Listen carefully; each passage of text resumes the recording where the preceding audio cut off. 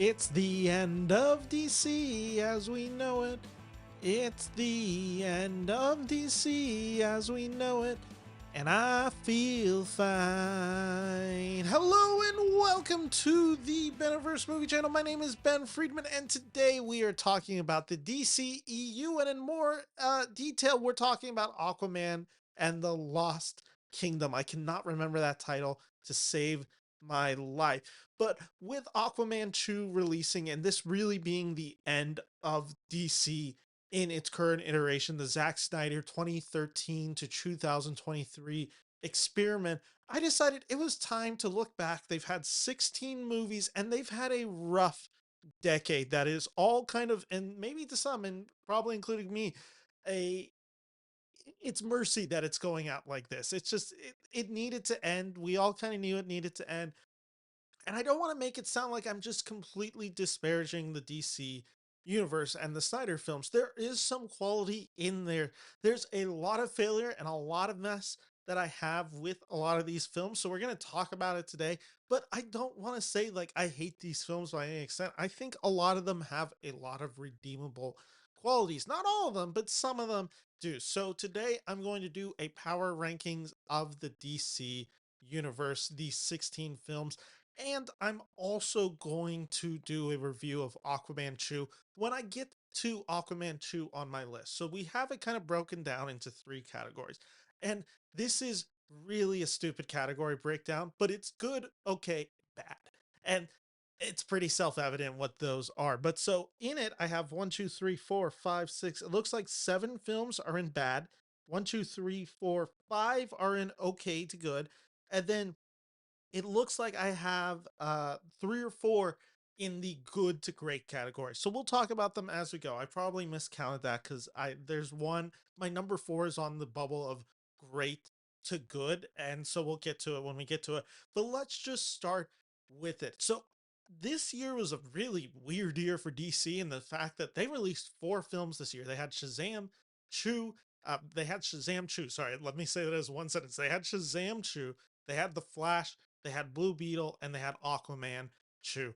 None of them performed, from my understanding. I don't think Blue Beetle was probably one of the more successful ones of it, and that pretty much underperformed entirely. And I only say Blue Beetle was more successful just because the reviews were far more positive than anything else DC received this year. But let's start with the bottom, the worst. Number 16, coming in hot at number 16. This, and by hot, I mean it is hot garbage. Shazam Fury of the Gods, which came out this year. It is the sequel to the 2019 film Shazam, starring Zachary Levi.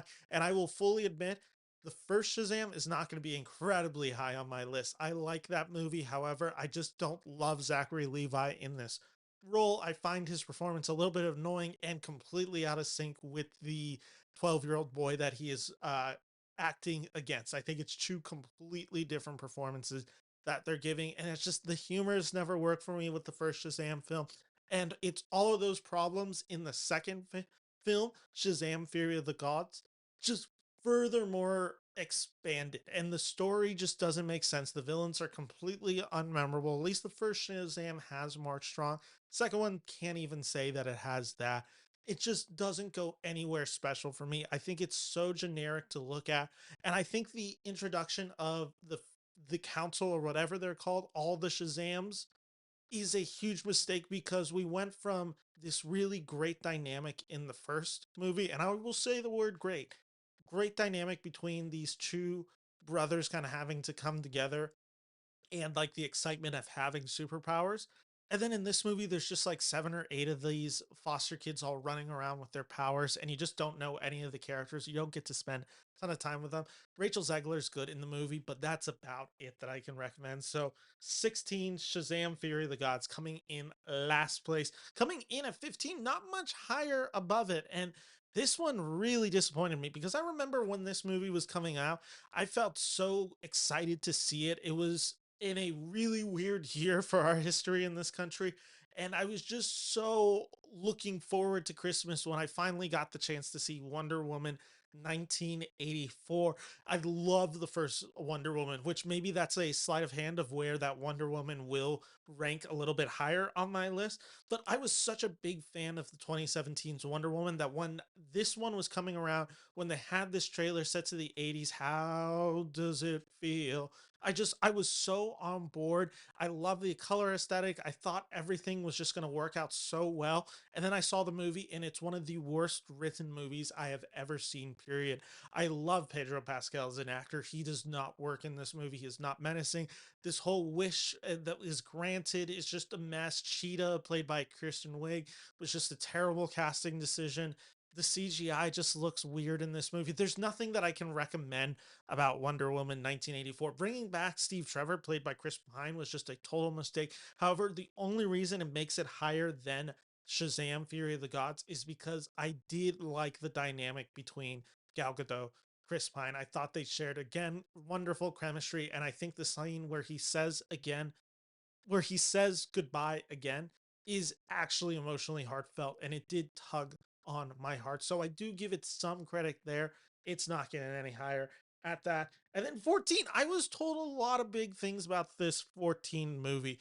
I was told that this was going to reshape the DC universe. I was told that the hierarchy of power was going to change with this film. And when I saw this film, the hierarchy of power did not change. In fact, it actually basically tanked any future of the DC universe. And they had this incredible cameo that they were teasing this whole time. And then, of course, they released it a week before the movie came out. So we all knew what the cameo was, and we all knew what a disaster that spelled because it's reeked of desperation. And when you saw it in the movie, it reeked of desperation. And that is why Dwayne Johnson's Black Adam is coming in number 14.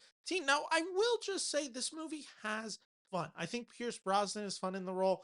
I believe Hawkman actually has some good stuff in this movie. I don't dislike the Dwayne Johnson performance. It's just all so generic in service of really nothing. It's a lot of just CGI fight scenes going at it, and you don't have any real care of these characters, excuse me. And it doesn't work in any sort of fashion for me. Again, though, in terms of an entertainment value, at least I had some entertainment with Black Adam, which is more to say than my other two below it. Coming in at number 13, people are going to be shocked that I have, or not if you've been checking out my channel, because I dislike this movie. Now, I would say this is my least favorite of the DCU films for what it stands for, but I do just have to give it credit in a few aspects. The scenes that I found good in this movie, I actually found great. It's just that everything else I actually downright despised what they, one, stood for, and two, how they were used in the film. However, when you have the strength of Michael Keaton and you have a really good emotional send off with one character's and Barry's mother, like that all really worked for me. But besides that, the Flash is just a disaster. I think it is cameo ridden, and it's so needlessly cameo ridden. It's just so cheap. Every reveal feels so hollow. Bringing back such characters as Nicolas Cage as Superman, or then bringing back George Clooney at the end. And I didn't even mention that, like George Reeves or Adam West or Christopher Reeves, they're all like CGI'd, like deep fakes, AI, just conglomerations that look absolutely disgusting. And I get that Andy Muschietti, the director, said that was a choice. Well, let me tell you right now, that was the wrong choice. Like I said, there are some aspects of this movie. I do think it has a strong emotional core, and he who shall not be named and they who should and they who shall not be named have actually some good performances in it. Besides that, this movie is a big dud, and there's no real reason to check it out. That's why it is coming in at number 13. Number 12, and this one's kind of a cheat because I have this movie technically on the list twice, but technically is the key word here because of what this film represents and what it means. This is a movie that when I saw it in theaters, I didn't hate it. I will fully admit, I was like, you know what, this isn't great, but it's also not that bad. And then going on throughout the years, kind of hearing more about the behind the scenes of this film, And then eventually, when we get to see the actual version of the film, I was like, oh, okay. That's why this movie just doesn't really successfully work. And now knowing that there's such a better version of this film, I was like, okay, well, this isn't getting any higher than this. Even though, like I said, when I saw it, it wasn't actually that bad. Coming in at number 12 is Justice League, which is technically quoted as directed by Zack Snyder. However, really, it's Josh Whedon's production. It really feels like. And all the Whedonisms of this movie do not work. The humor is downright atrocious in some scenes. The CGI is just garbage. I mean, the the the the lip, the mustache, that's what it's called. The mustache of Henry Cavill is at this point a huge meme, and I'm not going to go into it, but it, it was rightfully called out because it looked bad. And I don't know why you couldn't just let him have the mustache. It was clearly they rewrote it. They used way too much of, just like I said, Josh Whedon style. It's really sexist in the way it shoots Wonder Woman. This film just does not work in any way. That's why it's coming in at number 12. Number 11, and I guess this is where we stop the video so I can do a review just real quick, because I saw a few days ago on Christmas, and I went on Christmas, so I put in the work. No one can accuse me of never putting in the work, because I went 8 p.m. on Christmas night to go see Aquaman and the Lost Kingdom. And this movie is not good.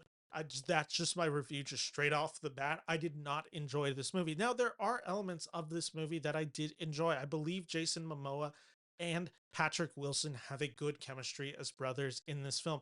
They really get to play into that. It kind of reminded me of the Thor Loki dynamic, a little less successful, but they have such wonderful chemistry in scenes that I bought into the comedic timing of these two, not necessarily the emotional ties of these two characters, but they are the saving grace of this movie, along with some good James Wan directed scenes. And I say some because not all of them are well directed.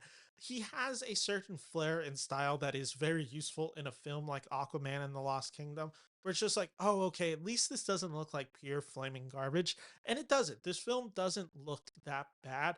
There are some really good set pieces. There is a really good battle that happens underwater near the third act, which it's underwater, duh, because it's Aquaman, but it does take place underwater, and I found that effective. Some of the Black Manta action works to pretty good effects. It's just the story is so slow and it's so contrived. It's one of those movies where it's just like, we have to go to this place to do this, but then it's a MacGuffin, so we have to go there, and then actually we have to go here, and it doesn't feel like it's just kind of spinning its wheels and it's not really gaining any traction. I thought the first 40 minutes of this movie were just absolutely painful. I mean, I was sitting there trying my hardest to stay awake. It was just so uncaptivating. And I found what was so annoying about it was they went for like the cheapest gag in every scene in this movie. Like, for instance, they just kickstart and it's Jason Momoa as Aquaman, and he's listening to Born to Be Wild by Steppenwolf. And that was just like a little bit of like, okay, I get the energy you're trying to convey to me. It's just not working. All of the performances are just mixed degrees. Randall Park's in this movie. Again, he reprises his role. It's a nothing character, and I kind of found him annoying through it. I just didn't get the need to have this character in this film, and he didn't serve any purpose. Yaha Abdul Mateen II is a great actor, and I wish they'd let him do more as Black Manta, but they do really just have him playing the I'm the bad guy and I will kill everybody. Like, that's his energy the entire movie, and it gets a little, not even a little, it gets exhausting.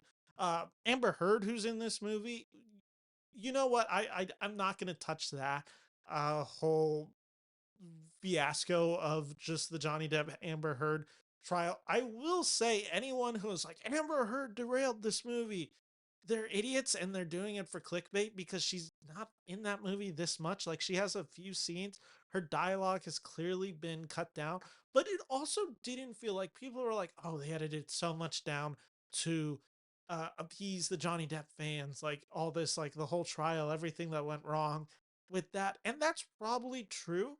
I don't actually see a version of this script that ever existed that would have had Amber Heard more in the front and center role. It really did feel like this story was always revolving around Jason Momoa and Patrick Wilson. So this narrative that like Amber Heard was like the second lead in this movie, again, I just don't know if I buy it because she wasn't like this incredibly well received character the first time around.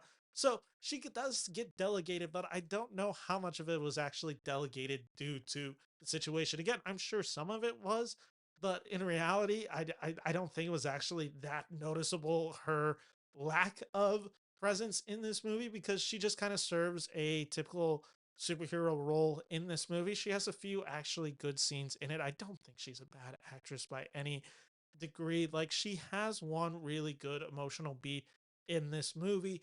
Like I said, this film was going to be controversy basically the exact second one that trial happened, and two, the exact second they canceled the DC universe.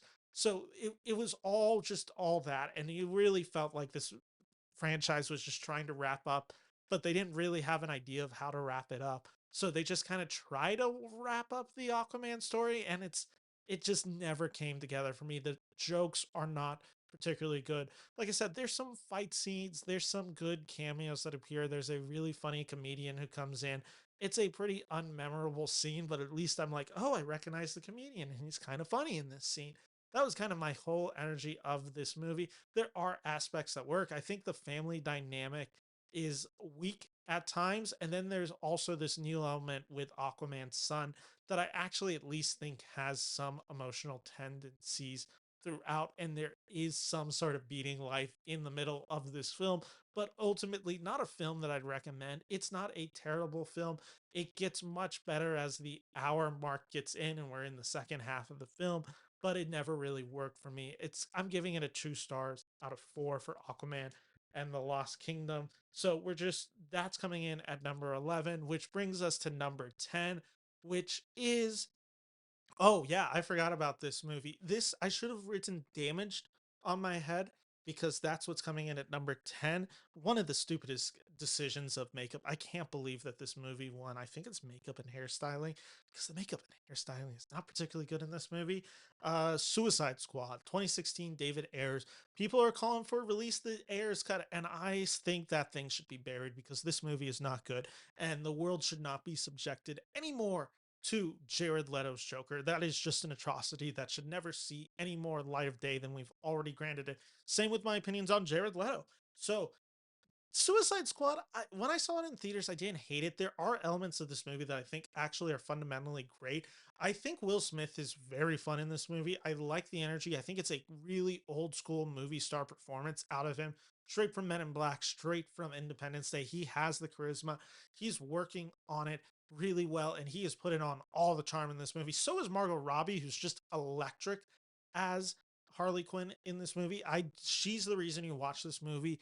And she'll get rewarded more later on this list, but it's the less important of the Harley Quinn performances. But I do believe she is like exceptional in this movie. The rest of the film is kind of whatever. There's actually, I'm blanking on the character's name. He's the one that I believe El Diablo or something like that. He sets like fire. He actually has a really good emotional arc in this movie. Cara Delevingne cannot act. I'm sorry, she just can't. Uh, no disrespect to her. She is an incredibly beautiful woman, and she is far more successful than I will ever be in my life. But she's just not the greatest actress. And her role as whatever that villain's name, I think it's Enchantress, it does nothing. Yeah, this movie is just a bunch of nothing for me. Though, like I said, there are action scenes. I think this movie got somewhat unfair reception at the beginning. I think there are elements to recommend in it. I think there are some good David Ayer moments and beats and action in it. It's just completely derived by a movie that is clearly taken away from him, and a movie that just uses Jared Leto to horrible effects, as most movies use Jared Leto to horrible effects. Coming in at number 9, I just talked about its sequel. Now I'm talking about the 2018 film Aquaman, which, quick thoughts on Aquaman. This movie is better than it should have been, but it's also not a movie I would call particularly great. There are elements of this movie. Jason Momoa is actually just kind of just full movie star charisma in this movie. I don't dislike this movie. I think there's a lot of fun to be had. The only reason I'm kind of breezing past it is because I don't remember this movie particularly well. I've only seen it the one time, but it looks pretty beautiful. It has a lot of bright lights. And when he comes out in the costume, you know what? That had an emotional feel for me when it's just like, oh, okay, cool. They like are actually acknowledging the look to Aquaman, and he fits the energy just right. So that's why it's coming in at number 9, but no higher. Coming in at number 8, I have a movie that I already alluded to because I talked about its sequel. Again, I think this is the case of a lot of other people really like this film, and I saw it. I'm like, this is a good film. That's all I kind of feel about it. I don't love the central performance of this movie, although there are some really funny beats in this, and I think it has actually the most heartbreaking scene of any DC film, and that is Shazam. Like I said, I've already laid out my problems with the Zachary Levi performance, so I am just going to talk about the praises that I have for Shazam coming in at this spot, and that is simply that the emotional arc of this movie is really powerful. The whole idea of Billy is this kid who's just like always searching for his mom, and then he finally meets the mom and finds out that the mom abandoned him, and like that whole thing, and that's when he realizes he can be the hero. This is his new family. That is a really great emotional beat in this movie that is otherwise not the greatest written. I find this movie fun, but I also think it is a little bit derivative of other superhero comedy movies. There is a lot of fun to be had in this movie. Do not get me wrong. I am not saying that this movie is bad by any degree, and it is definitely worth checking out. I just wasn't as high as it as so many other people were, and that's why it's coming in at number 8. Coming in at number 7, I alluded to this movie earlier, as I've done most movies on this list, but it is Birds of Prey, or The Emancipation of One Fabulous Harley Quinn. I think that's the title. Did I get it right? Let me know if I actually got that right without looking down at it. I like Birds of Prey. I think this movie is a ton of fun. I think the action is really well stylized. I think all of the actors in this movie are just kind of kicking ass. Ewan McGregor is a great villain in this movie. There is just a lot of fun to be had. I love the style. I love the colors. I really do enjoy this movie a ton. It is kind of the issue of I don't think of it as consequential superhero movies, but when I put it on, it's just a really fun way to spend 100 minutes. I could definitely recommend Birds of Prey. It was actually one of my 10 favorite films of 2020. But let me make that clear. I watched like 20 films in 2020 because I was just too depressed not seeing movies in theaters. So Birds of Prey was one that I saw in theaters. So that's why it's coming in at number 7. And then coming in at number 6, this comes from a director who had a very personal scandal in 2018, gets hired over from Marvel where he was working, goes to DC, and delivers just a banger. And that's what he does so well. He understands the superhero genre so well. He understands comic book tropes and how to film these movies. And that is James Gunn for the Suicide Squad. One, this movie actually looks underratedly beautiful. I think this movie is a ton of fun to look at. I think everything about this movie just sinks. The John Cena performance as Peacemaker is just so incredibly funny and so good. Idris Elba is just rocking it. Harley Quinn is underused in this movie. That's my only real big complaint with the Suicide Squad, where it's just like Harley Quinn was such a instrumental character for Birds of Prey and Suicide Squad. She gets the least to do, even though it's probably the best movie she was in, which is a little bit of a disappointment. She does get one incredible fight scene. There's just a lot to recommend. King Shark is King Shark, like that's just incredible stuff. The fact that the villain is Starro, there is just a lot of fun to be had in this movie. I don't always love some of the violent tendencies humor that this film has. I find it a little bro-ish at time and a little just it turns me off at scenes from this movie where I'm just like, you're being a little shocking just for shocking sakes. I don't actually feel like it's needed in it. But for a movie called The Suicide Squad, if they're going for edgy and a little shocky and a little bro humor, you know what? That's perfectly acceptable in a film like The Suicide Squad. And that's why it's coming in at number 6. Number 5 is a movie that I've spent a lot of time defending. A lot of time defending this movie. 2016 brought us the second installment within the DC universe, and it was a flop with critics. And at the time when I saw this movie, I'm like, this movie's not particularly good, but I also don't hate it. And then I saw the director's cut of this movie that came out later that summer, and I'm like, you know what? This movie actually has a lot working for it. I don't understand why they didn't just make the 3-hour cut from the beginning, because that movie actually understands plotting and has some really cool things to say about it. And that is Batman versus Superman Dawn of Justice. And I should just say, I guess it would be the Ultimate Edition, because I don't think the 2.5-hour theatrical cut makes any true sense. Let's just start on things that I disagree with on people. One, love the Jesse Eisenberg Lex Luthor performance. I think he's so menacing. I think the scene where he's on the rooftop with Superman and he's throwing him the pictures and he says, now God bends to men's will. Just an incredible line of dialogue. I think he's so menacing. The Ben Affleck performance, I like. the just all the kind of plotting of this movie, why they fight, the Martha stuff, you know what, give or take. The villain being it's not Darkseid, but it is Apocalypse. Is this Apocalypse? I don't actually. Doomsday is his name. Killing Superman at the end, I could do without it. They don't need to kill Superman in the second installment of their DC universe, which is probably the fundamental issue of the DC universe. They rushed this movie far too much, and they were trying to get to Justice League far too quick. However, like I said, there are elements of this movie that I like. I like the main conflict. I like the Jesse Eisenberg performance. I know I'm a huge defender of it when no one else is.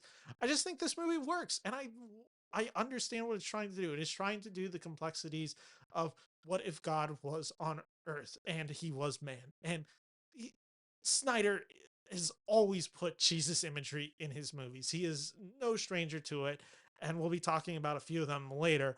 But like that's even like stuff that he puts in Watchmen. And you know what? I understand why he's coming back to it, and I think he does it interestingly enough. And I think there is some actual good writing in this movie, with a movie that has also admittedly the Martha scene, so not so great writing. Coming in at number 4, I have, it's another Snyder film. It's the 2021 cut. I should just get to it. It is Zack Snyder's The Justice League. The Snyder cut is coming in at number 4. This movie does reshape exactly everything that you understood to the 2017 film to be. It's far much better. It's far more fleshed out. The characters make more sense. Uh, the world just feels far more menacing. The fact that we now have Steppenwolf as the villain, but he's just this lower minion to Darkseid, makes it far more intense. When Superman comes out, it's a far better effect to it. One, they don't have the stupid mustache CGI over him, but two, just like you actually feel the impact of Superman's return. Is this movie deserving to be 4 hours? Absolutely not. Snyder really overindulges on this movie. The fact that he was just basically able to make his cut meant that he did all the slow mo. Even if it's just Lois Lane putting down coffee or Flash entering the Speed Force, they get the same level of treatment with slow mo. It is extremely self indulgent filmmaking from Zack Snyder, and that last like 15 to 20 minutes of just being like, we're going to set up injustice. Superman's bad. Joker's giving hand jobs to Batman. Like, just wild, wild, terrible stuff in this movie. But however, the highs of this movie are extremely well. The score by, I believe it's Junkie XL does the score for this movie. I think it's Junkie XL and Hans Zimmer's do the score for this movie. Just really great stuff in it. There is just a lot to recommend. Now, I don't think it actually reshapes the plot of Justice League. So while the plot of the original Justice League in 2017 is a little weaker, I think all this does is give it air to breathe. And you do get the epicness of Zack Snyder's vision in Justice League, the Snyder cut, which is why it's coming in at number 4. And these top 3, I think they're kind of fundamentally the top 3. I just think these are actually just leagues better than everything else that has come out in the DCEU. So, in no particular order, I have Man of Steel, Blue Beetle, Wonder Woman, and I'll get to that order in a second. I just wanted to kind of set up what those 3 movies were so you kind of knew what was left. So, coming in at number 3 is the newest entry on this list. It is Blue Beetle, which is a movie I just really fundamentally loved. I thought it was such a fresh, uh, fun retelling of this story. And by retelling, I don't mean like, because obviously we haven't seen Blue Beetle, but it is borrowing a lot of things that we've seen in other superhero movies, especially ones like Spider-Man.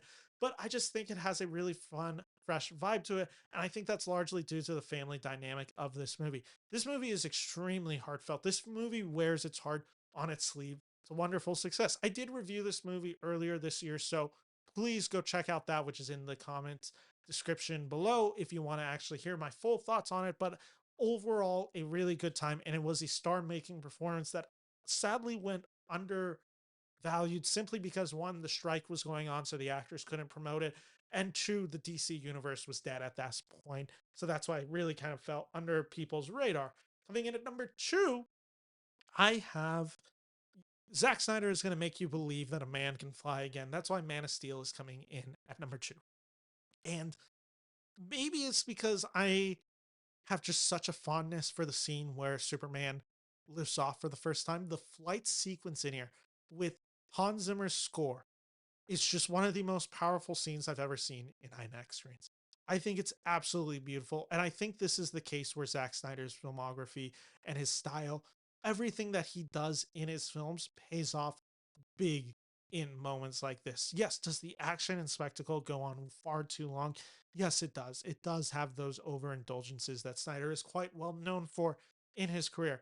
Does it also just have some beautiful, beautiful imagery in this movie? Does it have a really wonderful Russell Crowe performance exploring Kryptonian? It does. Do I believe the relationship between Henry Cavill and Amy Adams? I do. I think General Zod is pretty scary in this movie. I think he's the right level of intensity, and I've never cared that Superman snaps his neck at the end of this movie. I just really do enjoy Man of Steel, and I think it's a pretty beautifully complex movie that does try to actually reinvent the character of Superman as we know him, and pays tribute to the Christopher Reeves, but makes it its own thing. I really do love Man of Steel. Coming in at number one, and it's obvious at this point because it's the one that hasn't been talked about at all on this list. It's the movie that I just, every time I watch it, it gets me emotional. It is just such a powerful, this movie has so many powerful moments, but the one that I always get chills thinking about it, I think it's one of the fundamentally the best superhero moments on screen ever. And it is when Wonder Woman steps out of the trenches in World War One and she's holding back the German fire. And Steve Trevor notices this, and they charge, and that score, and the shot, and the way it's filmed, and you see her blocking the bullets one at a time, the slow mo, then her shield. I just chills thinking about it. Oh my God, I love this scene. And I love so many of these scenes in this movie. I think Wonder Woman is the superhero movies.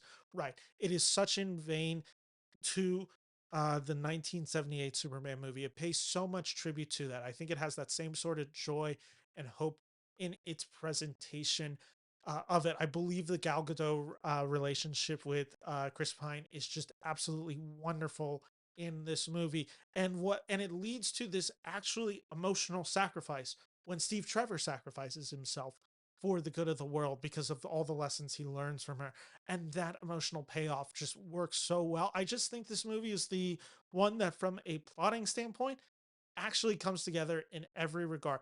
Is the third act a little bit generic in its villain showdown sequence? Yes, it is, but it also leads into this incredibly emotional arc to end the movie of Steve Trevor's sacrifice. So yes, while the third act does have some just uninteresting filmmaking, I guess, on display with the fight scene, which again can kind of take or leave that whole Ares reveal and David Tylus's performance. But like when we get to that moment when Steve Trevor sacrifices it, it's all kind of worth that whole third act fight scene and the villain reveal to get to that moment. And I think it's really powerful. And that's why it's coming in at number one. And that is my list of power ranking the DC universe. Do you agree? Do you disagree? Let me know in the comments below. And if you like this video, make sure to hit that subscribe bell and join my channel and help me out. I like getting views. I like getting subscribers. I like getting comments. I enjoy it. What can I say? I have that. I have that about me. So yeah, take a look at my channel and subscribe. I really would appreciate it. So coming up this week, I have reviews of The Zone of Interest coming out Saturday. I forgot to mention Friday, I have a Best Actor Power Rankings.